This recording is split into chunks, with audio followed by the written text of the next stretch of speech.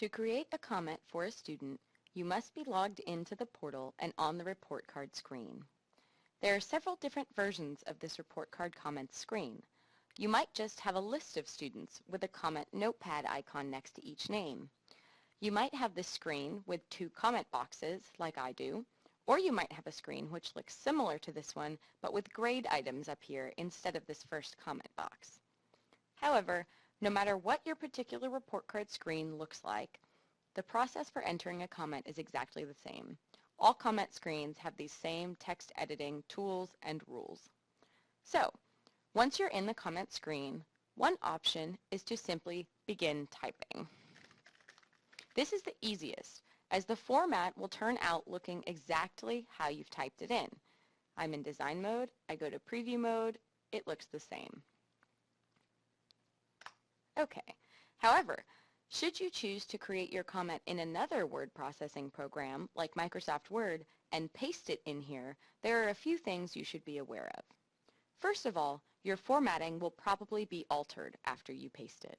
When you create a document in Word, that program adds a good deal of behind-the-scenes formatting, which doesn't translate well to other word processing programs, like your comment box.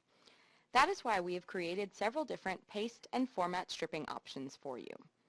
The first paste option, right here, will prompt you to use your keyboard shortcut. Control-C to copy. I already have some copied, so it's telling me to use Control-V to paste. Say OK, I hit Control-V, and I've pasted some text. Once you've done this, click the Preview button to view the comment so you can see exactly what it will look like. Okay, now you see how these lines are ending right here? That wasn't what it looked like in Microsoft Word, but since the formatting changed it, I have these weird line endings, which I need to take care of. So I'll go back to design mode, and I'm going to choose one of these paint stripper options. This tool looks like a paint stripper. I'll click on it, and there are several different format stripping options. If you aren't sure which one you want, just click Strip All Formatting, and then you can add in bold or italics or line breaks afterward using these tools up at the top, which should be pretty self-explanatory. Now you can see I don't have my weird line breaks in the middle. If you want to strip all the formatting before you even paste the comment in, use this Paste HTML button right here. If I click that, I'll just copy my comment into the provided box, and then it will automatically strip all the formatting during the pasting process. Now you can see I have the same comment twice in there.